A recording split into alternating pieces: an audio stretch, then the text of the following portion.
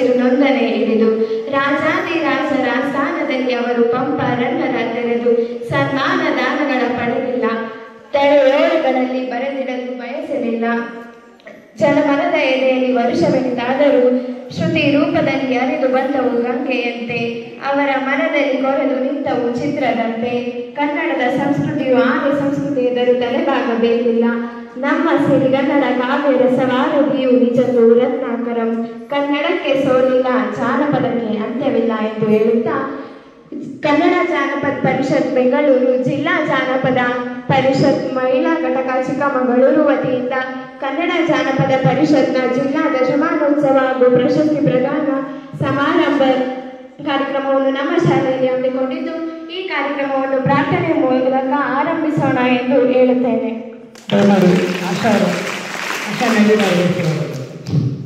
ಕ್ಷಮೆ ಬನ್ನಿ.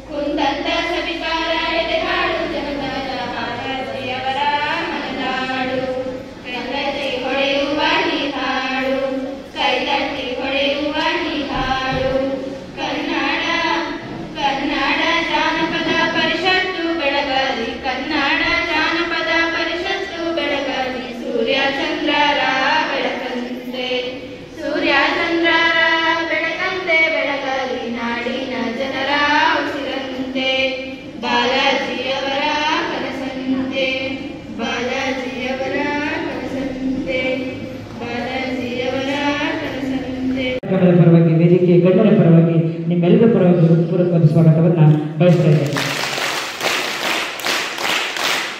ಶ್ರೀಮತಿ ಸವಿತಾ ಸತ್ಯನಾರಾಯಣ್, ಕನ್ನಡ ಜಾನಪದ ಪರಿಷತ್ ಜಿಲ್ಲಾ ಮಹಿಳಾ ಘಟಕದ ಗೌರವಾಧ್ಯಕ್ಷರು, ಇವರು ಕೂಡ ನಮ್ಮ ವೇದಿಕೆಯಲ್ಲಿ ಆಶೀರ್ವರಾಗಿದ್ದಾರೆ. ಈ ಕಾರ್ಯಕ್ರಮವನ್ನು ಯಶಸ್ವಿಗೊಳಿಸಬೇಕು ಅಂತ ನಿಮ್ಮೆಲ್ಲರ ಪರವಾಗಿ ವೇದಿಕೆ ಗಣ್ಯರ ಪರವಾಗಿ ಹೃತ್ಪೂರ್ವಕವಾದ ಸ್ವಾಗತವನ್ನು ಈ ಕಾರ್ಯಕ್ರಮಕ್ಕೆ ಬಯಸ್ತಾ ಇದ್ದೇವೆ.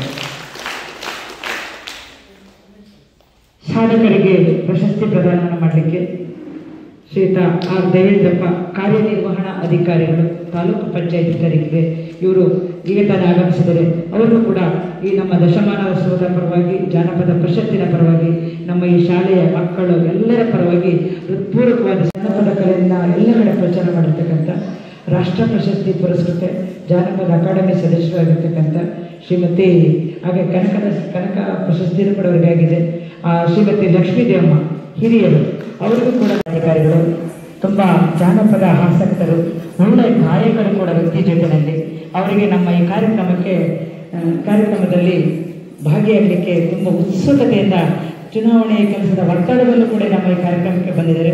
ಅವರಿಗೆ ನಮ್ಮೆಲ್ಲರ ಪರವಾಗಿ ಜೋರಾದ ಚಪ್ಪಾಳೊಂದಿಗೆ ನಾನು ಸ್ವಾಗತವನ್ನು ಬಯಸ್ತಾ ಇದ್ದೇನೆ. ಹಾಗೆ ಶ್ರೀಮತಿ ಆಶಾ ಗೋಷ್ಠಿಯವರು ಕೂಡ ವೇದಿಕೆ ಮೇಲೆ ಬರಬೇಕು ಅಂತ ತಮ್ಮಲ್ಲಿ ಕೇಳ್ತಾ ಇದ್ದೇನೆ.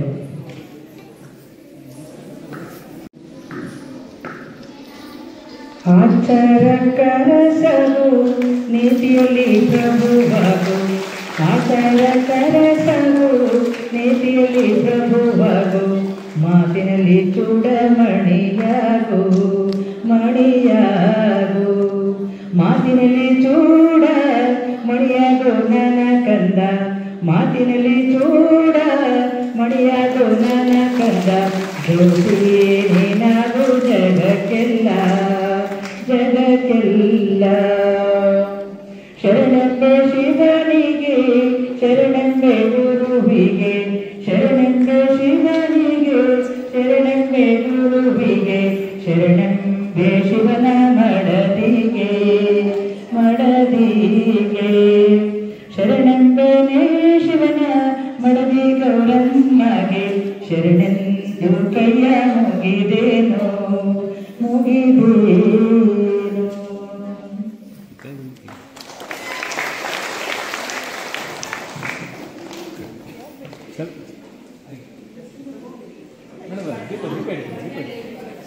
ಎಲ್ಲ ಒಟ್ಟಿಗೆ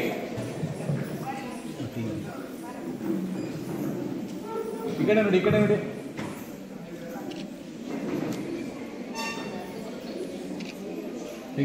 ಅವರಿಗೆ ನಮ್ಮ ಜಾನಪದ ಮಹಿಳಾ ಘಟಕದ ಪರವಾಗಿ, ವೇದಿಕೆ ಗಣ್ಯರ ಪರವಾಗಿ, ಎಲ್ಲರ ಪರವಾಗಿ ಹೃತ್ಪೂರ್ವಕವಾದ ಧನ್ಯವಾದಗಳನ್ನು ಅರ್ಪಿಸ್ತಾ ಇದ್ದಾರೆ. ಅಧ್ಯಕ್ಷರಾಗಿರ್ತಕ್ಕಂತಹ ವಿಶ್ವಲಕ್ಷ್ಮಣರೇ ಹಾಗೂ 1857ರಲ್ಲಿ ಸಿಪಾಯಿ ದಂಗೆ ಆಗುತ್ತೆ. ಬ್ರಿಟಿಷ್ ಸರ್ಕಾರ ಒಂದು ಅರ್ನಗಲ್ಲಿ ಅನ್ನೋ ಒಂದು ಹಳ್ಳಿಗೆ ನಿಶಸ್ತ್ರೀಕರಣ ಕಾಯ್ದೆಯನ್ನು ಜಾರಿಗೊಳಿಸಿ ಹಲಗಲಿ ಬೇಡರಿಂದ ಎಲ್ಲ ಶಸ್ತ್ರಾಸ್ತ್ರಗಳನ್ನ ಕಿತ್ಕೊಂಡು ಆ ಒಂದು ಹಳ್ಳಿಗೆ ದಂಗೆಯನ್ನ, ಆ ಹಳ್ಳಿ ಒಂದು ದಂಗೆ ಆಗುತ್ತೆ. ಆ ದಂಗೆಯನ್ನ ಹಲಗಲಿ ಇದ್ದಂತಹ ಜನಗಳು ಲಾವಣಿ ರೂಪದಲ್ಲಿ ಇರ್ತಾರೆ. ಲಾವಣಿನೂ ಸಹ ಜಾನಪದದ ಒಂದು ಸಾಹಿತ್ಯ.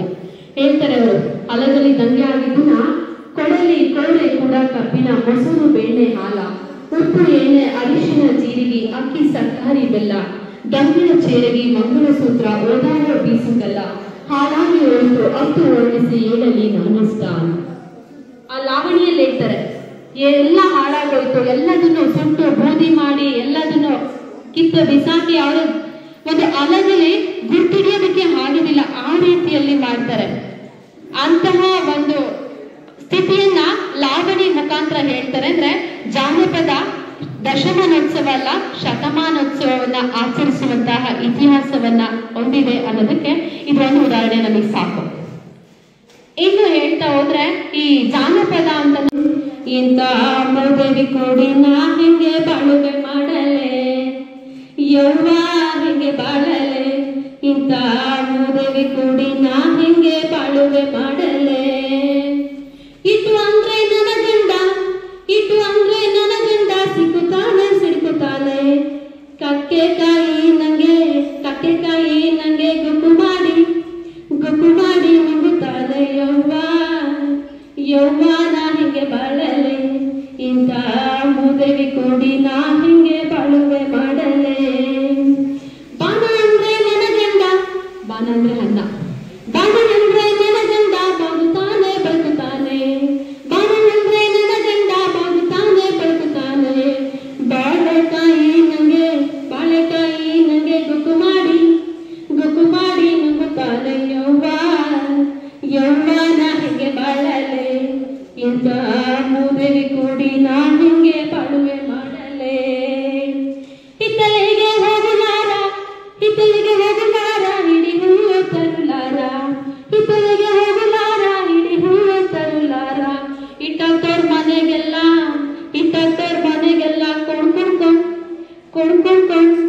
ಕೊಂಡ್ಕೊಂಡು ಹೋಗುತ್ತಾನೆ ಯವ್ವ ನಾ ಹಿಂಗೆ ಬಾಳಲೆ.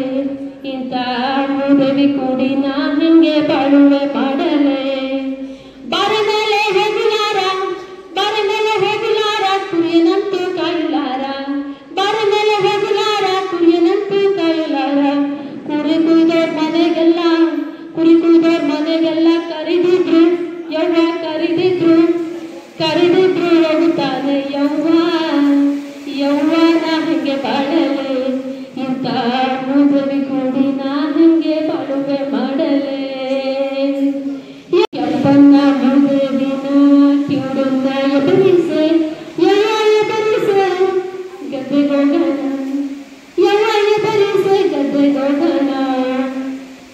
Thank you. ಮಾತಾಡಿ ಜೋರಾಗಿ ಜೈ ಭಾರತ್ ಮಾತಾಡಿ. ಜಾನಪದ ಮೂಲ ಗುಂಪಾದರೆ ಮಾನವ ಜನಾಂಗ ಮುಖಾದಂತೆ ಪದ ಹಾಡದೆ ಕಳ್ಳ ಬೀಸಿದರೆ ತಿರುಗುತ್ತಿರುವುದಿಲ್ಲ ಕಲ್ಲು. ಸುಮಾರು 257 ನೃತ್ಯಕಲೆಗಳು, 55 ಪದಗಳು, 5 ಮಹಾಕಾವ್ಯಗಳು, 78 ಖಂಡಕಾವ್ಯಗಳು ಜಿ.ಶಂ ಪರಮೇಶ್ವರಿ ಅವರ ಕಾಲದಲ್ಲೇ ನಾವು ಗ್ರಹಿಸಿದ್ವಿ.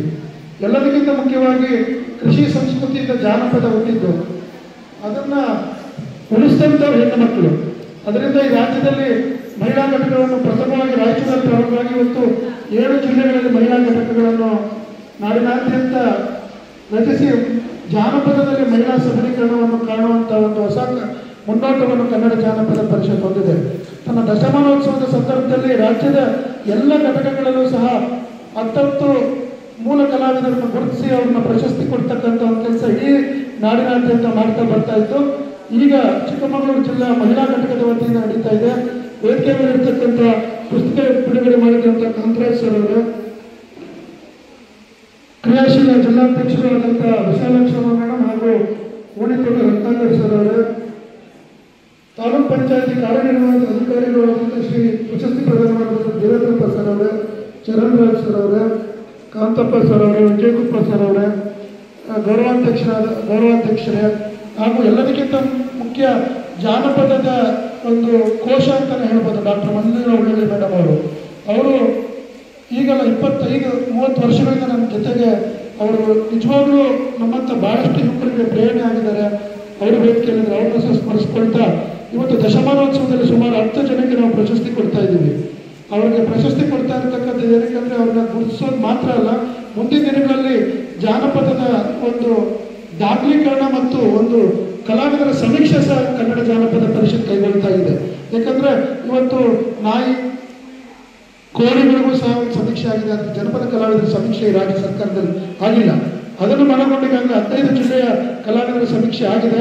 ಅವರ ಆರ್ಥಿಕ ಸ್ಥಿತಿಗತಿ, ಸಾಮಾಜಿಕ ಸ್ಥಿತಿಗತಿಗಳನ್ನು ನಾವು ದಾಖಲಿಸಿಕೊಳ್ಳೋದ್ರ ಜೊತೆಗೆ ಮುಂದಿನ ದಿನಗಳಲ್ಲಿ ನಾವು ಇದನ್ನ ಒಂದು ಪುಸ್ತಕದ ರೀತಿಯಲ್ಲಿ ತರುವಂಥ ಒಂದು ಪ್ರಯತ್ನ ಸಹ ಮಾಡಿ ಕಲಾವಿದರ ಒಂದು ಕೋಶವನ್ನು ಮಾಡ್ತಾ ಇದ್ದೀವಿ.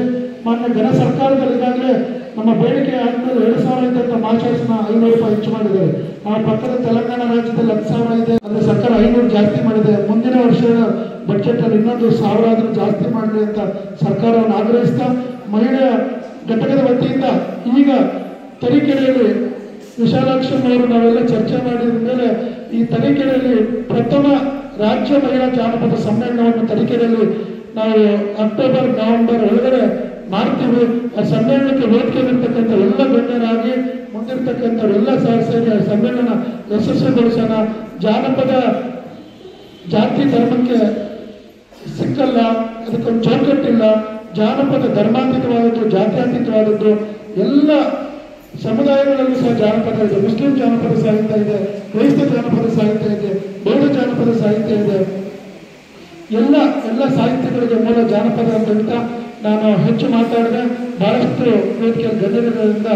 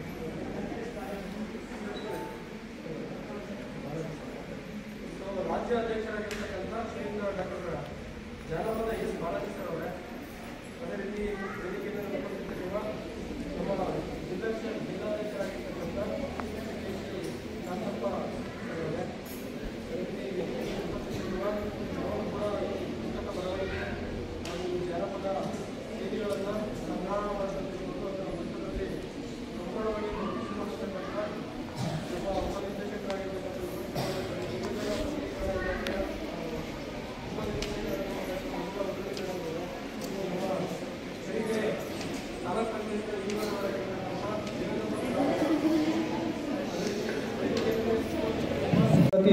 ಆಶಾರಾಜು ಮೇಡಮ್ ರವರೇ, ಸುವರ್ಣ ಮೇಡಮ್ ರವರೇ, ಸವಿತಾ ಸತ್ಯನಾರಾಯಣ ರವರೇ ಹಾಗೂ ವೇದಿಕೆ ಮೇಲೆ ಉಪಸ್ಥಿತಿರ್ತಕ್ಕಂಥ ಎಲ್ಲ ಗೌರವಾನ್ವಿತರು ಬಹಳಷ್ಟು ಜನ ಇದ್ದಾರೆ. ಯಾಕಂದರೆ ಸಮಯದ ಅಭಾವ ಇರೋದ್ರಿಂದ ನಾನು ಎಲ್ಲರ ಹೆಸರನ್ನು ಕೂಡ ಹೇಳೋದಕ್ಕೆ ನಮ್ಮ ಪ್ರಾಂಶುಪಾಲರು ಮತ್ತು ಎಲ್ಲದಕ್ಕಿಂತ ಪ್ರಮುಖವಾಗಿ ಈ ಒಂದು ವೇದಿಕೆಗೆ ಕಳಶಾಪ್ರಾಯ ಮತ್ತು ನಮ್ಮ ವೇದಿಕೆ ಮೇಲೆ ಉಪಸ್ಥಿತರಿರುವ ನಮ್ಮ ರಾಜ್ಯ ಪ್ರಶಸ್ತಿಯನ್ನು ಪಡೆದುಕೊಂಡಿರ್ತಕ್ಕಂಥ ನಮ್ಮ ಭಾಗದವರಾಗಿರ್ತಕ್ಕಂಥ ನಮ್ಮ ಲಕ್ಷ್ಮೀ ದೇವರವರು ಅವರು ಈ ಒಂದು ವೇದಿಕೆಗೆ ಕಿರೀಟ ಅಂತ ನಾನು ಹೇಳೋದಕ್ಕೆ ಬಯಸ್ತೀನಿ. ಅದೇ ರೀತಿ ಈ ಕಾರ್ಯಕ್ರಮಕ್ಕೆ ಆಗಮಿಸಿರ್ತಕ್ಕಂಥ ಇವತ್ತು ಪ್ರಶಸ್ತಿ ಪ್ರದಾನಕ್ಕೆ ಆಹ್ವಾನಗೊಂಡಿರ್ತಕ್ಕಂಥ ಎಲ್ಲ ಸಾಧಕರೇ ಹಾಗೂ ಈ ಕಾರ್ಯಕ್ರಮದ ಕೇಂದ್ರ ಬಿಂದುವಾಗಿರ್ತಕ್ಕಂಥ ಎಲ್ಲ ನಮ್ಮ ಪುಟಾಣಿ ಮಕ್ಕಳೇ ಹಾಗೂ ಎಲ್ಲ ಛದ್ಮವೇಷದೊಂದಿಗೆ ನಮ್ಮ ಜನಪದ ಸಂಸ್ಕೃತಿಯನ್ನು ಪ್ರತಿಬಿಂಬಿಸುವ ರೀತಿಯಲ್ಲಿ ಇವತ್ತು ನಡೆದಿರ್ತಕ್ಕಂಥ ಎಲ್ಲ ಈ ಶಾಲೆಯ ಎಲ್ಲ ಮಕ್ಕಳೇ, ಅದೇ ರೀತಿ ಅವರ ಪೋಷಕರೇ ಮತ್ತು ಎಲ್ಲ ಸಮಸ್ತ ನಾಗರಿಕರೇ ಹಾಗೂ ಪತ್ರ ಮಾಧ್ಯಮ ಮಿತ್ರರು, ಇವತ್ತು ನನಗೆ ತುಂಬ ಸಂತೋಷ ಆಗ್ತದೆ. ಕಳೆದ 2 ವರ್ಷದಿಂದ ನಾನು ನಮ್ಮ ತರೀಕೆರೆ ಉಪವಿಭಾಗದಲ್ಲಿ ಉಪವಿಭಾಗಾಧಿಕಾರಿಯಾಗಿ ಕರ್ತವ್ಯವನ್ನು ನಿರ್ವಹಿಸ್ತಾ ಇದ್ದೇನೆ. ನಿಜವೂ ಕೂಡ ಇವತ್ತು ವಿಶೇಷವಾದಂಥ ಕಾರ್ಯಕ್ರಮವನ್ನು ನಾನು ಭಾವಿಸ್ತೇನೆ. ಏನಕ್ಕೆ ವಿಶೇಷತೆ ಅಂತಂದ್ರೆ ತಮಗೆಲ್ಲ ಗೊತ್ತಿದೆ, ನಮ್ಮ ನಾಡಿನ ಬಗ್ಗೆ, ನಮ್ಮ ನಾಡಿನ ಜನರ ಪ್ರೌಢಿಮೆಯ ಬಗ್ಗೆ ಮತ್ತು ಅವರ ಸಾಹಿತ್ಯದಲ್ಲಿ ಅವರು ತೊಡಗಿಸ್ಕೊಂಡಿರೋ ಬಗ್ಗೆ, ಅವರಲ್ಲಿ ಇರತಕ್ಕಂಥ ವಿದ್ವತ್ತಿನ ಬಗ್ಗೆ ಕವಿರಾಜ ಮಾರ್ಗದಲ್ಲೇ ಅವರು ಶ್ರೀವಿಜಯ ಮಾತನ್ನು ಹೇಳ್ತಾರೆ. ನಮಗೆಲ್ಲ ಗೊತ್ತಿದೆ, ಕುರಿತು ಓದದೆ ಕಾವ್ಯ ಪ್ರಯೋಗ ಪರಿಣತ ಮತಿಗಳು ಅಂತ ಹಿಂದೆನೇ ಹೇಳಿದ್ರು. ಅಂದರೆ ಎಷ್ಟು ಅದೊಂದು ಲೈನಲ್ಲಿ ಎಷ್ಟು ಅರ್ಥಪೂರ್ಣವಾಗಿದೆ.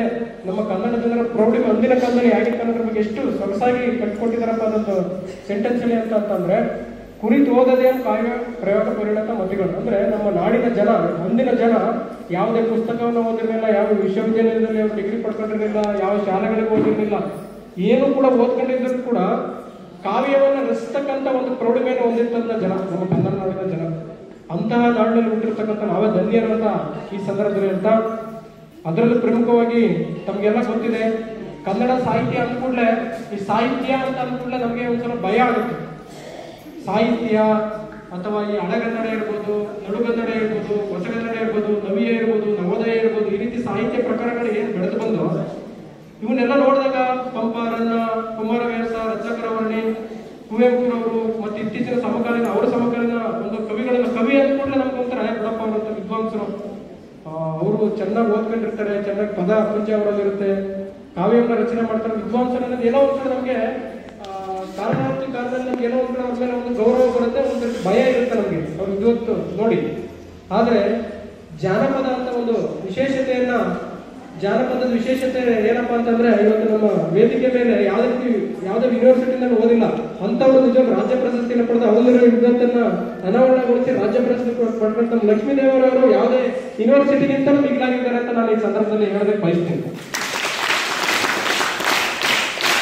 ನಾನು ವಿದ್ಯಾರ್ಥಿನಿಗಳು ಸಂಪೂರ್ಣ ಕನ್ನಡ ಮಾಧ್ಯಮದಲ್ಲಿ ನಮ್ಮ ಗ್ರಾಮೀಣ ಪ್ರದೇಶದಲ್ಲಿ ವಿದ್ಯಾರ್ಥಿ ನಿಲಯದಲ್ಲಿ ಓದ್ಕೊಂಡು ಬಂದಿರತಕ್ಕಂಥವನು, ಹಳ್ಳಿಲಿ ಓದಿ ನಾವು ದಿಲ್ಲಿವರೆಗೂ ಕೂಡ ವ್ಯಾಸಂಗ ಮಾಡಿರ್ತಕ್ಕಂಥವನು, ಜೊತೆಗೆ ಹೇಳಿ ಕೇಳಿ ನಾನು ಪಶುವೈದ್ಯ ನಾವು ಏನೀಗ ಜಾನುವಾರುಗಳನ್ನ ಚಿಕಿತ್ಸೆ ಕೊಡ್ತಕ್ಕಂಥ ಪಶುವೈದ್ಯ. ನಾವೆಲ್ಲ ಸಂಪೂರ್ಣ ನಮ್ಮ ಒಂದು ಓದಿರ್ಬೋದು ಅಥವಾ ಬೆಳೆದು ಬಂದ ದಾರಿ ಇರ್ಬೋದು, ನಮ್ಮ ಒಂದು ವೃತ್ತಿ ಜೀವನ ಸಂಪೂರ್ಣವಾಗಿ ಜನರ ಜೊತೆನೆ ಬೆರೆತಾಗಿರ್ತಕ್ಕಂಥ ಜೀವನ ನಮ್ಮದು. ಅಂಥದ್ರಲ್ಲಿ ಬಹಳಷ್ಟು ಕಾರ್ಯಕ್ರಮಗಳಲ್ಲಿ ಪಾಲ್ಗೊಂಡಿದ್ರು ಕೂಡ ನನಗೆ ಇದು ವಿಶೇಷವಾಗಿ ಕಾಣ್ತದೆ ಅಂತ ಈ ಸಂದರ್ಭದಲ್ಲಿ ಹೇಳ್ತಾ, ಜಾನಪದ ಅವನ್ನೆಲ್ಲ ತಾವೆಲ್ಲ ಓದಿ ಅರ್ಥ ಮಾಡ್ಕೊಂಡಿದ್ದೀರಿ. ಫೋಕ್ಲೋರ್ ಅಂತ ಏನು ಹೇಳ್ತಾರೆ.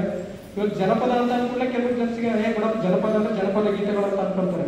ಆದ್ರೆ ನೀವು ಒಳವಕ್ಕೂ ನೋಡಿದಾಗ ಜನಪದ ಅಂತಂದ್ರೆ ನಮ್ಮ ಸಂಪೂರ್ಣ ಜೀವನ, ಅವನು ಹುಟ್ಟಿನಿಂದ ಸಾಯೋವರೆಗೂ ಏನೇನೆಲ್ಲ ಅನುಭವಿಸ್ತಾನೆ ಪ್ರತಿಯೊಂದು ಆ ಗೀತೆನಲ್ಲಿ ಬಂದು ಹೋಗುತ್ತೆ. ಅದಕ್ಕೋಸ್ಕರ ಇವತ್ತು ಜನಪದ ಪರಿಷತ್ರವರು ಏನು ಕಳೆದ 45 ವರ್ಷ ಆಗಿದೆ ಅಂತ ಅನ್ಕೊಳ್ತೀನಿ. ಕಳೆದ 40 ಸ್ಥಾಪನೆಗೊಂಡು ಅಲ್ಲ 79 ಜನಪದ ಪರಿಷತ್, ಅದು ಜನಪದ ಪರಿಷತ್ ಕಳೆದ 45 ವರ್ಷ ಏನು ಸ್ಥಾಪನೆಗೊಂಡು 45 ಇಯರ್ಸ್ ಆಗಿದೆ. ಕೇವಲ ನಮ್ಮ ಜನಪದ ಶೈಲಿಗಳು, ಪ್ರಕಾರಗಳು, ಸಂಸ್ಕೃತಿ ಉಳಿಸೋದ್ರಿಂದ ಅಂತಲ್ಲ, ಅದನ್ನ ಮುಂದಿನ ಪೀಳಿಗೆಗೆ ದಾರಿ ಇರ್ತಕ್ಕಂಥ ಕೆಲಸಗಳಾಗ್ತದೆ.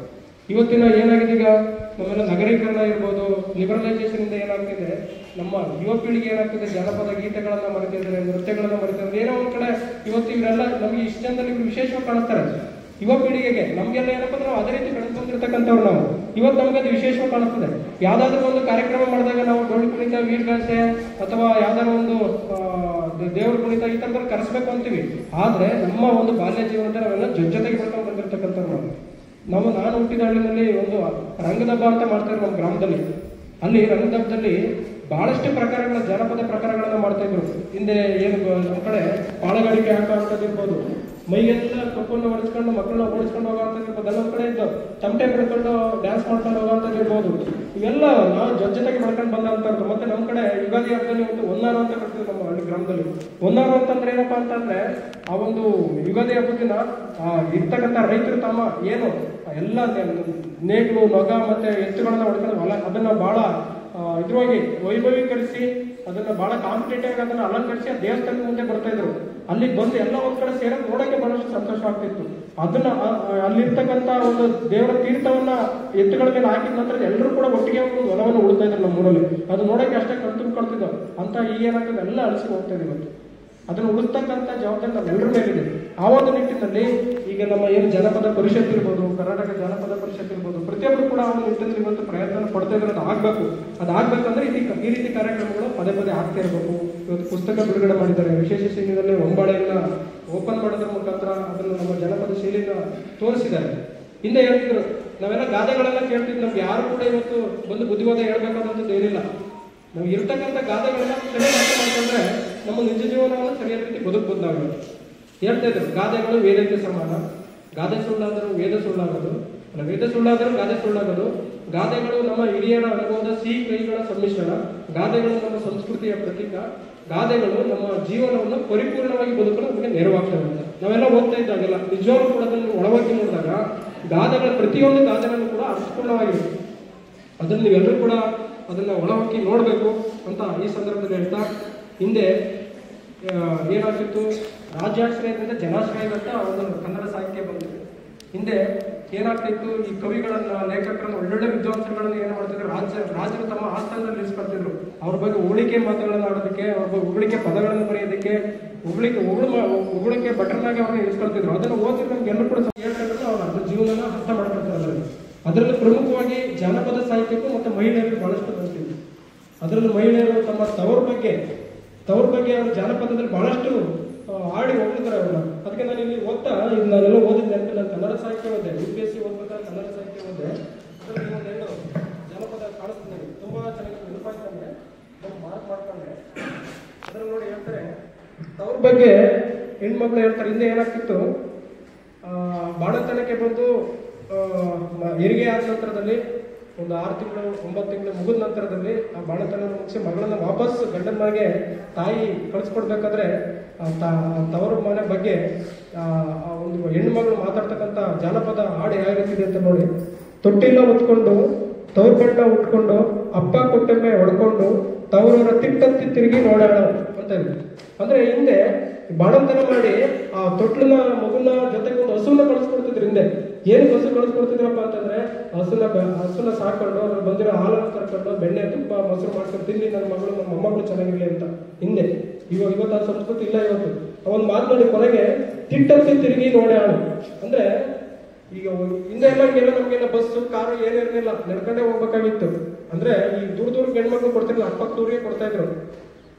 ಆ ಹೆಣ್ಮಕ್ಳು ಇದನ್ನ ಮುಗಿಸ್ಕೊಂಡು ಏನು ಬಾಣತನ ಮುಗಿಸ್ಕೊಂಡು ಹಸು ಎಮ್ಮೆ ಹೊಡ್ಕೊಂಡು ಹೋಗಿ ಇನ್ನೇನು ಗುಡ್ಡ ಇಳಿದ್ರೆ ತವರೂರು ಬಿಟ್ಟು ಅವ್ರ ಗಂಡನೂರು ಹೋಗ್ಬೇಕಾದ್ರೆ ಒಂದು ಕ್ಷಣ ತಿರುಗಿ ನೋಡ್ತಾಳೆ.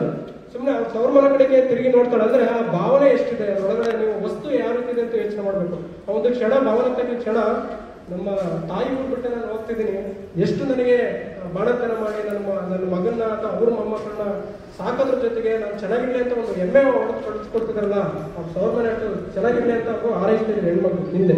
ಅದೇ ರೀತಿ ಇನ್ನೊಂದಿದೆ ನೋಡಿ, ಈಗಿನ ಹೆಣ್ಮಕ್ಳು ಬಿಡಿ ವರ್ಷಗಟ್ಟಲೆ ತಿಂಗಳುಗಟ್ಟಲೆ ಹೋಗಿ ಕೊಡ್ತಾರೆ. ಹಿಂದೆ 2 ಕಡೆ ಜವಾಬ್ದಾರಿ ನಿಭಾಯಿಸ್ತಿದ್ರು.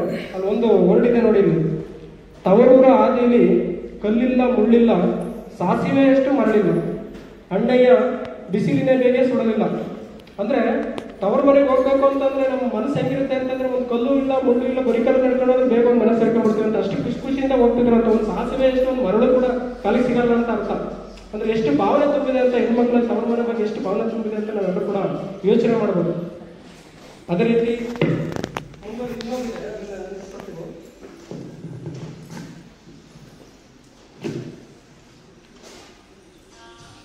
ನೋಡಿ ಇನ್ನೊಂದು ಹೇಳ್ತಾರೆ, ಈಗ ಹೆಣ್ಮಕ್ಳನ್ನ ತವರ ಮನೆಗೆ ಕಳಿಸ್ಕೊಟ್ಟು ಕೂಡಲೇ ಏನಪ್ಪ ಅಂದ್ರೆ ಮಗಳು ಚೆನ್ನಾಗಿರ್ಬೇಕು, ಗಲಾಟೆ ಮಾಡ್ಕೊಂಡ್ಬಂದ್ರೆ ಮತ್ತೆ ಅವಳನ್ನೇ ಹೋಗ್ಬಿಟ್ಟು ಅವ್ರ ಅತ್ತೆ ಅವ್ರನ್ನೆಲ್ಲ ಬೈಯೋದು. ಈಗಿನ ಎಲ್ಲರೂ ಮಾಡ್ತಾರೆ ಅಂತ ಹೇಳಿದ್ರೆ ಕೆಲವು, ಯಾಕಪ್ಪ ಇವತ್ತು ಸಂಸಾರದಲ್ಲಿ ಬಿರುಕುಗಳು ಉಂಟಾಗ್ತದೆ ಅಂತಂದ್ರೆ, ಮಗಳು ಬಂದಳು, ಮಗಳು ಮಾಡಿದ್ರೆ ಸರಿ, ಅಂದ್ರೆ ಆಪೋಸಿಟ್ ಮಗಳು ಸರಿ ತಪ್ಪು ಅನ್ನೋದು ಯಾರು ಹುಡ್ಕಲ್ಲ. ಆ ವಿಚಾರವಾಗಿ ಒಂದು ಮಾತನ್ನ ಹೇಳ್ತಾರೆ ನೋಡಿ, ಎಳೆಗಳು ಎತ್ತಲ್ಲ, ದಡವೈ ದೊರೆಯಲ್ಲ, ಮನೆಗೆ ಬಂದಡಿಯ ಮಗನಲ್ಲ, ತವರಿಗೆ ಮಾತು ತಂದವಳು ಮಗಳಲ್ಲ. ಎಷ್ಟು ಅರ್ಥಪೂರ್ಣವಾಗಿ ನೋಡಿ. ಸುಮ್ಮನೆ ಗಂಡನ ಮೇಲೆ, ಅವರ ಅತ್ತೆ ಮೇಲೆ ಅಥವಾ ಅವರ ಏನು ವಾರ್ಗಿತ್ತಿನ ಮೇಲೆ ಏನಾದರೂ ಅವ್ರ ಮೇಲೆ ಕಂಪ್ಲೇಂಟ್ ತಗೊಂಡು ತವ್ರ ಮನೆ ಆ ಜನಪದ ಗೀತ ನೀವು ಎಷ್ಟು ಹೇಳುತ್ತೆ ಅಂತಂದ್ರೆ ಆ ಮಗಳು ಯಾರೇ ಕಂಪ್ಲೇಂಟ್ ತಗೊಂಡು ಬರ್ತಾರೆ ಉನ್ನಕ್ಕೆ ಮಾಡ್ಕೊಂಡು ಹೋಗ್ತಾರೆ ಕಂಪ್ಲೇಂಟ್ ಅವರು ಮಗಳಲ್ಲ ಅಂತಂತೀವಿ. ಅದು ನಿಜವಾಗ್ಲೂ ಕೂಡ ಪ್ರತಿಯೊಂದನ್ನು ಕೂಡ ಓದಿ ಅರ್ಥ ಮಾಡ್ಕೊಂಡ್ರೆ ಮುಂದಿನ ಯುವ ಪೀಳಿಗೆ ನಿಜವಾಗ್ಲೂ ಕೂಡ ನಾವು ಅರ್ಥಪೂರ್ಣವಾದ ಜೀವನವನ್ನು ಬದುಕಿ ಜೀವಿಸ್ಬೋದು ಅಂತ ಈ ಸಂದರ್ಭದಲ್ಲಿ ಹೇಳ್ತಾ, ಜಾನಪದ ಶೈಲಿಗಳನ್ನು ನಾವೆಲ್ಲರೂ ಕೂಡ ಉಳಿಸ್ಬೇಕಾಗಿದೆ. ಇವತ್ತು ಅದನ್ನು ಉಳಿಸಿದ್ರಷ್ಟೇ ಯುವ ಪೀಳಿಗೆ ಇರ್ಬೋದು, ನಾವು ಸಾಮಾನ್ಯ ಜನರಿರ್ಬೋದು, ಅಧಿಕಾರಿಗಳಿರ್ಬೋದು, ಪರಿಷತ್ತಿರ್ಬೋದು, ಎಲ್ಲರೂ ಕೂಡ ಕೋಆರ್ಡಿನೇಟೆಡ್ ಆಗಿ ಎಫರ್ಟ್ ಹಾಕಿ ನಮ್ಮ ಜನಪದ ಪ್ರಕಾರಗಳಿರ್ಬೋದು, ಶೈಲಿಗಳಿರ್ಬೋದು, ನೃತ್ಯಗಳಿರ್ಬೋದು, ಕಲೆಗಳೆಲ್ಲ ಸಂಸ್ಕೃತಿಯನ್ನು ಉಳಿಸ್ತಕ್ಕಂಥ ಪ್ರಯತ್ನ ನಾವೆಲ್ಲರೂ ಕೂಡ ಮಾಡಿದ್ರೆ ಮಾತ್ರ ನಾವೆಲ್ಲ ಸಂತೋಷದ ಜೀವನ ಮತ್ತು ಸುಖ ಜೀವನವನ್ನು ಬದುಕಬಹುದು ಮತ್ತು ನಮ್ಮ ಸಂಸ್ಕೃತಿಯನ್ನು ಉಳಿಸ್ಬೋದು ಅಂತ ಈ ಸಂದರ್ಭದಲ್ಲಿ ಹೇಳ್ತಾ, ಈ ರೀತಿ ಕಾರ್ಯಕ್ರಮಗಳು ಪದೇ ಪದೇ ಜಿಲ್ಲಾ ಮಟ್ಟದಲ್ಲಿ, ರಾಜ್ಯ ಮಟ್ಟದಲ್ಲಿ, ತಾಲೂಕು ಮಟ್ಟದಲ್ಲಿ, ಹೋಬಳಿ ಮಟ್ಟದಲ್ಲಿ ಆಗ್ತಾ ಇರಬೇಕು. ಜನಪದ ಅಂತಂದ್ರೆ ಏನಂದ್ರೆ ನಮ್ಮ ಯುವ ಪೀಳಿಗೆಗೆ ತಲುಪಬೇಕದು. ಜನಪದ ಅಷ್ಟೇ ಅಂದ್ರೆ ಅಷ್ಟು ಸುಲಭವಾಗಿ ಮಾತಾಡೋಂಥ ಮಾತಲ್ಲ ಅದು. ಆ ಪುಸ್ತಕವನ್ನು ನೋಡ್ತಿದ್ರೆ ಬಹಳಷ್ಟು ಈಗೆಲ್ಲ ಎಕ್ಸ್ಪೀರಿಯನ್ಸರ್ ಇದ್ದಾರೆ. ಪ್ರತಿಯೊಂದು ಗೀತನಲ್ಲೂ ಕೂಡ ಜೀವನ ಶೈಲಿ ಅಡಗಿದೆ ಅಂತ ಈ ಸಂದರ್ಭದಲ್ಲಿ ಹೇಳ್ತಾ, ಇವತ್ತು ಜಾಸ್ತಿ ಮಾತಾಡೋಕೆ ತುಂಬ ಜನ ಮಾತಾಡೋದಿದ್ದಾರೆ, ತುಂಬ ಸಂತೋಷವಾಗ್ತದೆ. ನಾನು ಗ್ರಾಮೀಣ ಅಭ್ಯರ್ಥಿ ಆಗಿರೋದ್ರಿಂದ ಜನಪದಕ್ಕೂ ನನಗೂ ಕೂಡ ಒಳ್ಳೆ ಗಂಟಿದೆ ಅಂತ ಈ ಸಂದರ್ಭದಲ್ಲಿ ಹೇಳ್ತಾ, ಇವತ್ತು ಕರೆಸಿ ತಮ್ಮ ಮುಂದೆ ಇಷ್ಟು ಮಾತಾಡಲು ಅವಕಾಶ ಕೊಟ್ಟಂತ ನಮ್ಮ ಜಿಲ್ಲಾಧ್ಯಕ್ಷರು, ನಮ್ಮ ತಾಲೂಕು ಮಹಿಳಾ ಘಟಕದಾಧ್ಯಕ್ಷರು ಮತ್ತು ನಮ್ಮ ತಾಲೂಕು ಜಿಲ್ಲಾಧ್ಯಕ್ಷರು ಮತ್ತು ವೇದಿಕೆ ಕಾರ್ಯದರ್ಶಿಗಳು ಮತ್ತು ಎಲ್ಲ ಪದಾಧಿಕಾರಿಗಳು ಮತ್ತು ವೇದಿಕೆ ಮೇಲೆ ಉಪಸ್ಥಿತ ಎಲ್ಲ ಗೌರವ ಮತ್ತು ತಮಗೆಲ್ಲರೂ ಕೂಡ ಹೊಂದಿಸಿ ನಾವೇನು ಮಾತಾಡಬೇಕು. ಮನವಿಯನ್ನು ಮಾಡ್ತಾ ಇದ್ದೇನೆ.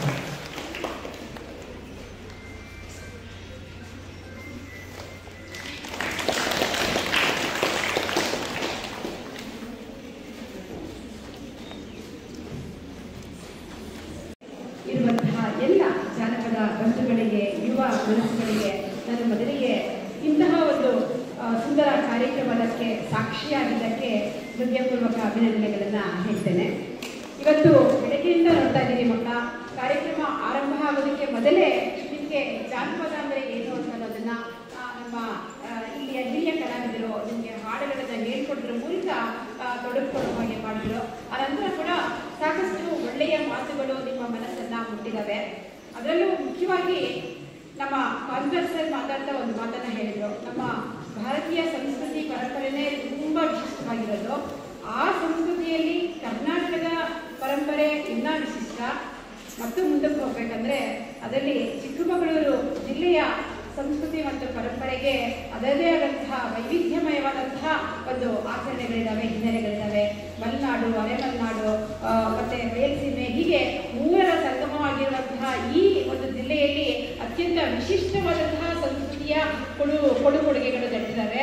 ಮತ್ತು ಮುಂದೆ ಬಂದರೆ ತರೀಕೆರೆ ತಾಲೂಕಿನ ಜನಪದ ವೈವಿಧ್ಯದ ಬಗೆಗೆ ಅಪೂರ್ವವಾದಂತಹ ಮಾತುಗಳನ್ನು ಹೇಳ್ಬೋದು.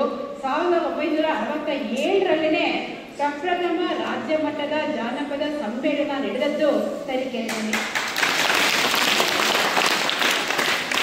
ಮಕ್ಕಳ, ನೀವು ಪುಟ್ಟ ಮಕ್ಕಳು, ನೀವು ಅದನ್ನು ನೆನಪಿಸ್ಕೊಂಡ್ರೆ ನಿಮ್ಮ ಮನಸ್ಸು ಹೂವಾಗ ಅಲ್ಲಬೇಕು. ಅಬ್ಬ ಹೌದಾ, ನಮ್ಮ ನೆಲದಲ್ಲಿ ಇಂತಹ ಮಹಾ ಸಾಧನೆ ಆಗಿದೆಯಾ ಅಂತ ಹೇಳಿ.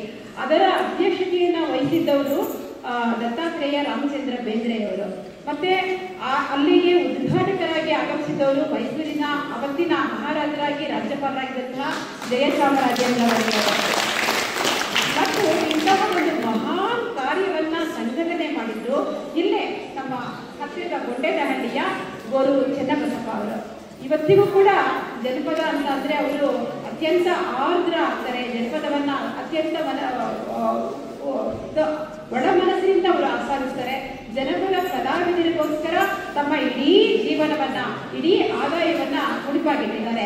ಅಂತಹ ಮಹಾನುಭಾವರನ್ನ ನೆನಪಿಸ್ಕೊಳ್ತಾ ಅವರ ನೆರಳಿನಲ್ಲಿ ಅವರು ಹಾಕಿಕೊಟ್ಟಿರುವಂತಹ ಹಾದಿಯಲ್ಲಿ ನಡೆಯುತ್ತಾ ಅವರು ಮಾಡಿದಂತಹ ಕಾರ್ಯಗಳನ್ನ ಅತ್ಯಂತ ವಿಶಿಷ್ಟವಾದ ಸ್ವರೂಪವನ್ನು ಕೊಟ್ಟು ಮುಂದುವರಿಸಬೇಕು ಅನ್ನಂತಹ ಸಂಕಲ್ಪದಿಂದ ಹೆಜ್ಜೆ ಇಡ್ತಾ ಇರೋರು ಡಾಕ್ಟರ್ ಜನಪದ ಬಾಲಾಜಿಯವರು.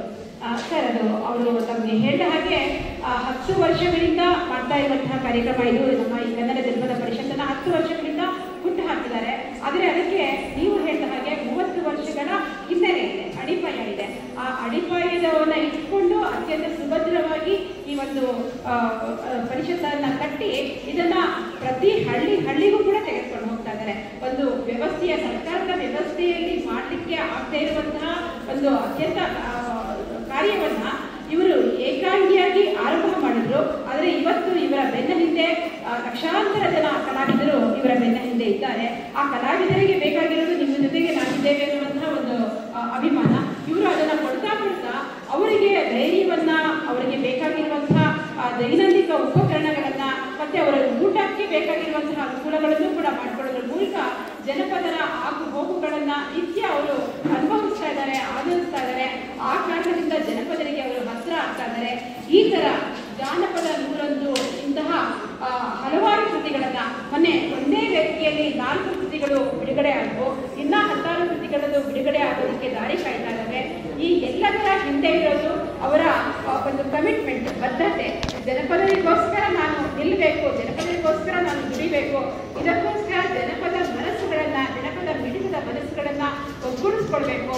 ಮತ್ತೆಲ್ಲರಿಗಿಂತ ಮುಖ್ಯವಾಗಿ ಮಕ್ಕಳ ಮನಸ್ಸಿನಲ್ಲಿ ಜನಪದ ಅಂದರೆ ಏನು ಅನ್ನುವಂತಹ ಪ್ರೀತಿಯನ್ನ ಹುಟ್ಟು ಹಾಕಬೇಕು ಅನ್ನೋದು ಅವರ ಸಂಕಲ್ಪ. ಅದಕ್ಕಾಗಿ ನಾನು ಅವರಿಗೆ ಮೊದಲಿಗೆ ಅಭಿನಂದಿಸ್ತಾ ಮತ್ತೆ ಅವರಿಗೆ ಬೆನ್ನೆಲುಬಾಗಿ ನಿಂತಿರುವಂತಹ ಅವರ ಎಲ್ಲ ತಂಡಗಳನ್ನ ಉದ್ಯಮಕ್ಕೆ ಅಭಿನಂದಿಸ್ತಾ ಇದಕ್ಕೆ ಜೊತೆಗೂಡ್ತಾ ಇರುವಂತಹ ಬಂಗಾಳು ಇಲ್ಲ ಅಂತ ಎಲ್ಲ ಹೇಳಿದ್ರು.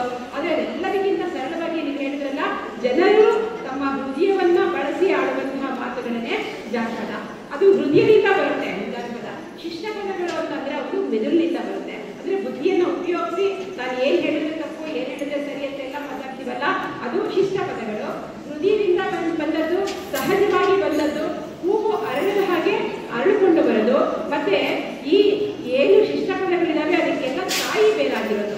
ಬೇರೆ ದೇವರು ಅದನ್ನೇ ಹೇಳಿದ್ದು, ಜಾನಪದ ಬೇರು, ಜನವಾಣಿ ಬೇರು, ಕವಿವಾಣಿ ಹೂವು ಅಂತ. ಮತ್ತೊಂದು ಮಾತಿದೆ, ಜಾನಪದ ಅಂತ ಅಂದ್ರೆ ಜಾಣರ ಪದ. ಜಾಣರು ಆಡುವಂತಹ ಮಾತುಗಳೆಲ್ಲವೂ ಕೂಡ ಜಾನಪದ ಆಗುತ್ತೆ. ಆ ಸೌಕರ್ಯವನ್ನ ಮತ್ತೆ ಆ ಹೆಚ್ಚುಗಾರಿಕೆಯನ್ನ ಜಾನಪದ ಪಡೆದಿದೆ. ಜಾನಪದ ಅಂತಂದ್ರೆ ನಾವು ಮಾತು ಎಷ್ಟು ಬೇಕಾದ್ರೂ ಹೇಳ್ಬೋದು. ಅಂದ್ರೆ 1000 ಮಾತುಗಳು ಹೇಳ್ತಾ ಇರುವಂತಹ ಅರ್ಥವನ್ನ ಒಂದು ಹಾಡು ಬರುತ್ತೆ. ಹಾಗಾಗಿ ನಮ್ಮ ಜಾನಪದದಲ್ಲಿ ಹಾಡುಗಾರರಿಗೆ, ಕಲಾವಿದರಿಗೆ ಅತ್ಯಂತ ಗೌರವದ ಸ್ಥಾನ ಇದೆ. ಈಗಾಗಲೇ ಸರ್ ಮಾತಾಡ್ತಾ ನಮ್ಮ ಲಕ್ಷ್ಮೀ ದೇವಮ್ಮನವರನ್ನ ಹೇಳಿದ್ರು. ಅವರು ಅದ್ಭುತ ಕಲಾವಿದೆ. ರಾಷ್ಟ್ರ ಮಟ್ಟದಲ್ಲಿ, ರಾಜ್ಯ ಮಟ್ಟದಲ್ಲಿ ಅವರ ಹಾಡುಗಾರಿಕೆಯ ಕುಶಲಗಾರಿಕೆಯನ್ನ ನೋಡಿ ಅವರನ್ನ ಅಷ್ಟು ದೊಡ್ಡ ಸನ್ಮಾನವನ್ನ ಕೊಟ್ಟಿದ್ದಾರೆ. ಮಕ್ಕಳ ನೀವು ಇವರನ್ನ ಮೇಡಮ್ ನಾನು ನಿಮ್ಮನ್ನ ಕೇಳ್ಕೊಳ್ತೀನಿ, ಒಂದು ದಿವಸ ನಮ್ಮ ಲಕ್ಷ್ಮೀ ದೇವಮ್ಮ ಅವರನ್ನ ಕರೆಸಿ ಮಕ್ಕಳ ಜೊತೆಗೆ ಒಂದು ಸಂವಾದ ಮಾಡೋದಕ್ಕೆ ಬಿಡಿ. ಆ ಮೂಲಕ ಅವರಲ್ಲಿರುವಂತಹ ಪ್ರತಿಭೆ ಏನು ಅಂತ ಅನ್ನೋದು ನಿಮಗೂ ಕೂಡ ಬರಬೇಕು. ಅಂತಹ ಹಿರಿಯರು ನಿಮ್ಮ ಮನೆಯಲ್ಲೂ ಕೂಡ ಇರ್ಬೋದು. ನೀವು ಅವರನ್ನ ಮಾತಾಡ್ಸೋದ್ರ ಮೂಲಕ ಅವರಲ್ಲಿರುವಂತಹ ತತ್ವವನ್ನ ನೀವು ತೆಗೆದುಕೊಳ್ಬೇಕು. ಒಂದೇ ಒಂದು ಉದಾಹರಣೆ ಹೇಳ್ತೀನಿ. ನೀವೆಲ್ಲರೂ ಹಳ್ಳಿಗಳಿಂದ ಬಂದಿರೋರಲ್ಲ ಮಕ್ಕಳ, ಎಲ್ಲರೂ ಹಳ್ಳಿಯಿಂದ ಬಂದಿರೋರು. ಮಗು ನಿನ್ನ ಊರ ಹೆಸರೇನು ಹೇಳಪ್ಪ? ನೀನೇನೆ ಹೇಳು. ನಿಮ್ಮೂರು ಯಾವುದು? ಕರ್ಕುಚ್ಚಿಯಿಂದ ಬಂದಿದ್ಯಾ? ತರೀಕೆರೆ ತಾಲೂಕು ಅಲ್ವಾ? ಕರ್ಕುಚ್ಚಿ ಅಂತಂದ್ರೆ ಏನರ್ಥ? ನಿಮ್ಮ ಊರಿನ ಹೆಸರೇನು? ಊರಿಗೊಂದು ಅರ್ಥ ಇರುತ್ತಲ್ವಾ? ಊರಿಗೊಂದು ಹೆಸರು ಇರುತ್ತೆ ಅಲ್ವಾ? ಏನ್ ಹೆಸರು ಗೊತ್ತಿದ್ಯಾ?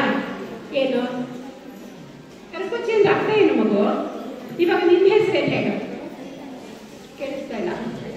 ಚೈತನ್ಯ ಅಂತಂದ್ರೆ ಎಷ್ಟೊಂದು ಅರ್ಥ ಇದೆ ನೋಡಿ ಮಕ್ಕಳ. ಹೀಗೆ ಹೆಸರಿಗೂ, ನಿಮ್ಮ ಹೆಸರುಗಳಿಗೂ ಕೂಡ ಒಂದು ಅರ್ಥ ಇರುತ್ತೆ, ನಿಮ್ಮ ಊರಿನ ಹೆಸರುಗಳಿಗೂ ಕೂಡ ಒಂದು ಅರ್ಥ ಇದೆ. ಕೂತ್ಕೋಬೇಕು. ಚೈತನ್ಯ ಅಂತ ಅಂದ ತಕ್ಷಣ ಒಂದು ಚೈತನ್ಯದ ಧಾರೆ ಆ ಹೇಳೋರಿಗೆ ಮತ್ತೆ ಕೇಳೋರಿಗೆ ಅದು ಹೊರತು ಬರುತ್ತೆ. ಹಾಗೇನೆ ಊರ ಹೆಸರು ಕರ್ಕುಚ್ಚಿ ಅಂತ ಅಂದ್ರೆ ಅದು ಹೆಚ್ಚು ಕಡಿಮೆ ಒಂದು ಜೌಗು ಇರುವಂತಹ ಪ್ರದೇಶ, ಹೊಳೆಯ ದಂಡೆಯಲ್ಲಿರುವ ಜೌಗು ಇರುವ ಪ್ರದೇಶ, ಅದನ್ನ ಕರ್ಕುಚ್ಚಿ ಅಂತ ಹೇಳ್ಕೊಂಡ್ರು. ಹಾಗೇನೆ ಸೋಂಪುರ, ತರೀಕೆರೆ ಗೊತ್ತಲ್ವ ಎಲ್ಲರಿಗೂ? ತರೀಕೆರೆ ಅಂತಂದ್ರೆ ಏನಂತ ಸುಲಭವಾಗಿ ಹೇಳ್ಬೋದು, ಕೆರೆ ದಡದಲ್ಲಿ ಇರುವಂತಹ ಎತ್ತರವಾಗಿರುವಂತಹ ಪ್ರದೇಶ ಅಂತ ಹೇಳಿ. ಅದು ಒಂದು ಅರ್ಥದಲ್ಲಿ ಹೌದು. ಆದ್ರೆ ಆ ತರೀಕೆರೆ ಊರನ್ನ ಕಟ್ಟಿದಂತಹ ಒಬ್ಬ ರಾಜ ಅವನು ಅದಕ್ಕೆ ಅಮರಾವತಿಪುರ ಅಂತ ಹೆಸರನ್ನ ಇಟ್ಟಿರ್ತಾರೆ. ಮೊದಲು ತರೀಕೆರೆ ಅಂತಾನೆ ಇದ್ದಂತಹ ಊರಿಗೆ ಹೊಸ ತರೀಕೆರೆ ಅಂತ ಹೇಳಿ ಅದಕ್ಕೆ ಶಿಫ್ಟ್ ಮಾಡಿ ಆ ರಾಜ ಇಟ್ಟಿದ್ದ ಹೆಸರು ಅದಕ್ಕೆ ಅಮರಾವತಿಪುರ. ಆದ್ರೆ ಅದು ಮತ್ತೆ ಮುಂದೆ ಬಳಕೆಗೆ ಬಂದಿದ್ದು ಏನ್ ಹೆಸರು? ತರೀಕೆರೆ. ಅಂದ್ರೆ ಮೂಲ ಅಂತ ಹೇಳ್ತೀನಿ. ಹೆಣ್ಣುಮಕ್ಕಳು ಎಷ್ಟು ಶಕ್ತಿವಂತರಾಗಿರ್ಬೇಕು, ಎಷ್ಟು ಒಂದು ಅಭಿಮಾನಿಯಿಂದ ತಮ್ಮತನವನ್ನ ಕಾತ್ಕೊಳ್ಬೇಕು ಅಂತ ಹೇಳಿ. ಹಚ್ಚಿಕೊಂಡವ್ವಾಗೆ ಚೊಚ್ಚಿಲ ಮಗಳೇನ. ಹಚ್ಚಿಕೊಂಡವ್ವ ಅಂತಂದ್ರೆ ನನ್ನನ್ನು ಯಾರು ಪ್ರೀತಿ ಮಾಡ್ತಾರೋ, ನನ್ನನ್ನು ಯಾರು ಇಷ್ಟಪಡ್ತಾರೋ, ಸಹಜ ಅಲ್ವ ಮಕ್ಕಳು ನಿಮ್ಗೆಲ್ಲರಿಗೂ ಅದು, ಯಾರು ನಿಮ್ಮನ್ನೆಲ್ಲ ಪ್ರೀತಿ ಮಾಡ್ತಾರೋ ಅವರಿಗೆ ನೀವು ಚೊಚ್ಚಿಲ ಮಗಳು ಅಂತಂದ್ರೆ ಮೊದಲನೇ ಮಗಳಾಗಿ ಅವರ ಎಲ್ಲ ಆಗು ಹೋಗುಗಳನ್ನ ನಾನು ನೋಡ್ಕೊಳ್ತೇನೆ.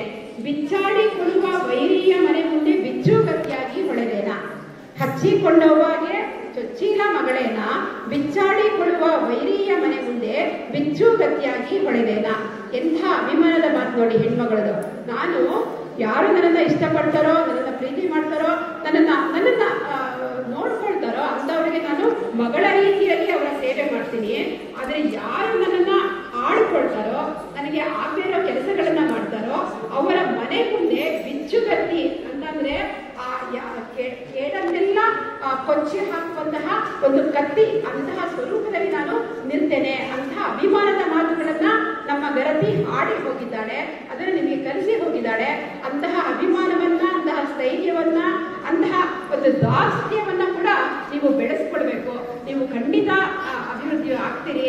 ನಿಮ್ಮೆಲ್ಲರ ಒಂದು ಭಾವನೆಗಳನ್ನ ನೋಡ್ತಾ ಇದ್ರೆ, ಮತ್ತೆ ಈ ಒಂದು ಸುಂದರ ಪರಿಸರದಲ್ಲಿ ನೀವು ಪಡಿತಾ ಇರುವಂತಹ ಮೌಲ್ಯಯುತವಾದಂತಹ ಶಿಕ್ಷಣವನ್ನ ನೋಡ್ತಾ ಇದ್ರೆ, ಇಂತಹ ಒಂದು ಅವಕಾಶಗಳಿಗೆಲ್ಲ ಕಾರಣರಾಗಿರುವಂತಹ ಮಹಾನ್ ನೇತಾರ ಅಂಬೇಡ್ಕರ್ ಅಂತಹವರ ಒಂದು ಆದರ್ಶದಲ್ಲಿ ನೀವು ಹೆಜ್ಜೆಯನ್ನ ಇಡ್ತಾ ಇದ್ದೀರಿ. ಈ ಎಲ್ಲವನ್ನ ಸಮಗ್ರವಾಗಿ ಅವಲೋಕಿಸಿ ಇಂತಹ ಒಂದು ಪರಿಸರದಲ್ಲಿ ನೀವು ಪಡಿತಾ ಇರುವಂತಹ ವಿದ್ಯೆಗೆ ಅದನ್ನ 100 ಪಟ್ಟು ಓದು ಒಕ್ಕಾಲು ಬುದ್ಧಿ ಮುಕ್ಕಾಲು. ಇದು ಒಂದು ಗಾದೆ, ಎಷ್ಟು ಒಳ್ಳೇದು ಇದೆ ನೋಡಿ. ನೀವು ಏನು ಓದ್ತಿರೋ ಅದು ಒಂದು ಅಂಶ ಮಾತ್ರ. ನಿಮ್ಮ ಬುದ್ಧಿಗೆ ನೀವು ಏನ್ ಕೆಲಸ ಕೊಡ್ತೀರೋ ಅದು 3 ಅಂಶದಷ್ಟು ನಿಮ್ಗೆ ಚೈತನ್ಯವನ್ನ ಕೊಡುತ್ತೆ. ಹಾಗಾಗಿ ಬರೀ ಓದಿಗೆ ಸೀಮಿತ ಆಗೋದು ಬೇಡ. ಓದಿನ ಜೊತೆಯಲ್ಲಿ ಇಂತಹ ಸಾಮಾಜಿಕ ಸಾಂಸ್ಕೃತಿಕ ಕಾರ್ಯಕ್ರಮಗಳಿಗೆ ನಿಮ್ಮನ್ನ ನೀವು ತೆರೆದುಕೊಂಡ್ರೆ ನೀವು ಖಂಡಿತ ಅತ್ಯುತ್ತಮವಾಗಿ ಬೆಳಿತೀರಿ. ನಿಮ್ಮ ಸಂಸ್ಕೃತಿಗೆ, ನಿಮ್ಮ ಪರಂಪರೆಗೆ, ನಿಮ್ಮ ಊರಿನಲ್ಲಿರುವಂತಹ ಅನೇಕ ಅದ್ಭುತಗಳಿಗೆ, ನಮ್ಮ ಸಾಂಸ್ಕೃತಿಕ ಅದ್ಭುತಗಳಿಗೆ, ಜಾನಪದ ಅದ್ಭುತಗಳಿಗೆ ನೀವು ಒಂದು ದಾರಿಯನ್ನ ಮಾಡ್ಕೊಡ್ತೀರಾ.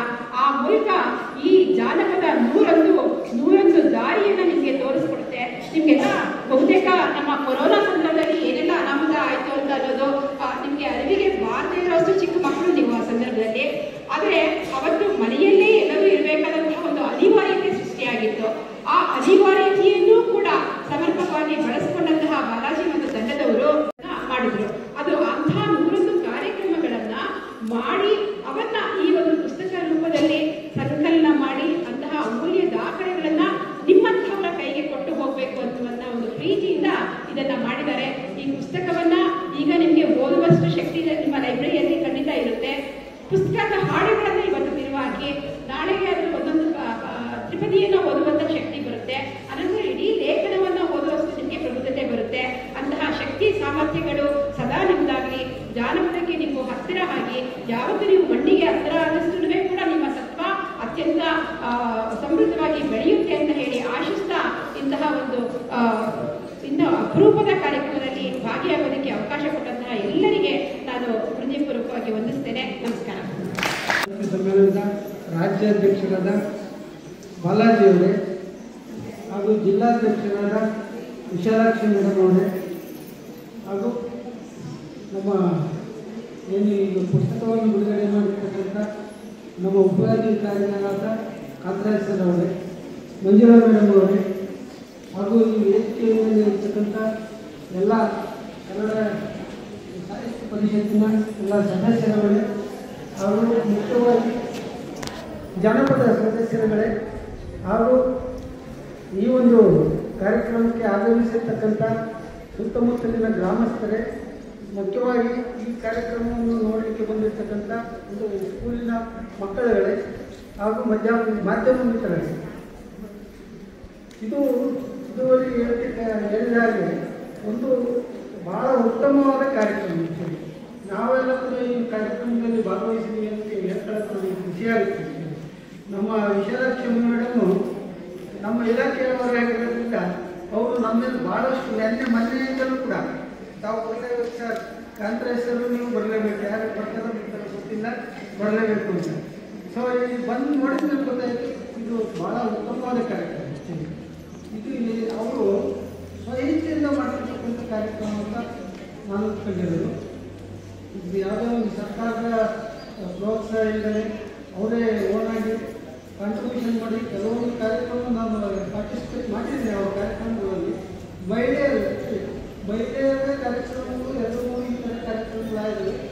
ಅದಕ್ಕಿಂತ ಹೆಚ್ಚು ಈ ಥರ ಕಾರ್ಯಕ್ರಮಗಳಲ್ಲಿ ತೊಡಗಿಸ್ಕೊಂಡು ಅವರು ಎಲ್ಲ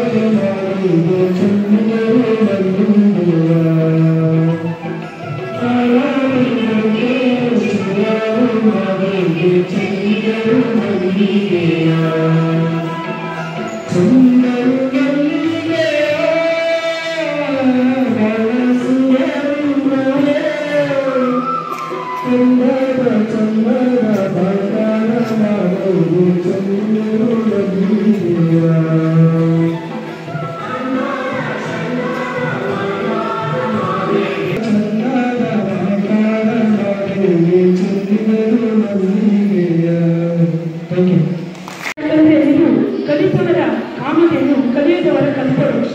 ಜಾನಪದ ಅನ್ನೋದಾಗಿ ಕಲಿತವರಿಗೆ ಇದು ಕಾಮಧೇನು ಅಂದರೆ ಕಲಿಯದವರಿಗೆ ಇದು ಕಲ್ಪವೃಕ್ಷವಾಗಿದೆ. ಇಬ್ಬರಿಗೂ ಕೂಡ ಅದು ವರವನ್ನು ಕೊಡುವಂಥದ್ದು. ನಮ್ಮ ಹೊಸ ಶಾಲೆಯಲ್ಲಿ ಉತ್ತಮ ಕಾರ್ಯಕ್ರಮ ನಾಟಕವನ್ನು ಒಳಗೊಂಡಿದೆ. ನಮ್ಮ ಸ್ಕೂಲಿನಲ್ಲಿ ಹಾಕಿರುವಂಥ ಇದನ್ನು ನೋಡಿದ್ದೀರಿ. ಇದನ್ನು ಒಡಪುಗಳಿದ್ದಾವೆ, ಒಗಟುಗಳಿದ್ದಾವೆ, ಹಾಗೆ ಗಾದೆ ಮಾತುಗಳಿದ್ದಾವೆ. ಈ ಜಾನಪದ ಅಂತಂದ್ರೆ ಒಂದು ಶಿಷ್ಟ ಸಾಹಿತ್ಯ. ಇದರಲ್ಲಿ ಯಾವುದೇ ರೀತಿಯಾದಂಥ ಒಂದು ಆಡಂಬರ ಇಲ್ಲ. ಏನು ನಾವು ಜೀವನದಲ್ಲಿ ಕಂಡುಕೊಂಡ ಸುಖವನ್ನು ಅನುಭವಿಸ್ತೇವೆ ಅದು ಕಾವೇರಿಯಿಂದ ಗೋದಾವರಿವರೆಗೆ ವ್ಯಾಪಿಸಿರುವಂಥ ಕನ್ನಡ ನಾಡಿನಲ್ಲಿ ಕುಣಿತಾಡುವುದು ಕಾವ್ಯಪ್ರಿಯವನ್ನು ಪರಿಣಿತ ಮಂದಿಗಳು ಕನ್ನಡಿಗರು ಅಂತ ಒಂದು ಉಕ್ತಿ ಇದೆ. ನಾವು ನಿರಾಡಂಬರಿಗಳು, ನಿರ್ವಂಚಕರು, ಯಾವ ರಾಜ್ಯದವರು ಬಂದರೂ ಕೂಡ ನಮ್ಮಲ್ಲಿ ಒಂದು ಆತ್ಮೀಯವಾದ ಸ್ವಾಗತವನ್ನು ಬೆಳೆಸುವಂಥ ನಾಡಿನಲ್ಲಿ ಹುಟ್ಟಿರುವುದು ನಮ್ಮೆಲ್ಲರ ಪುಣ್ಯ ಅಂತ ಭಾವಿಸ್ತಾ ನಮಗೆ ಇನ್ನೊಂದು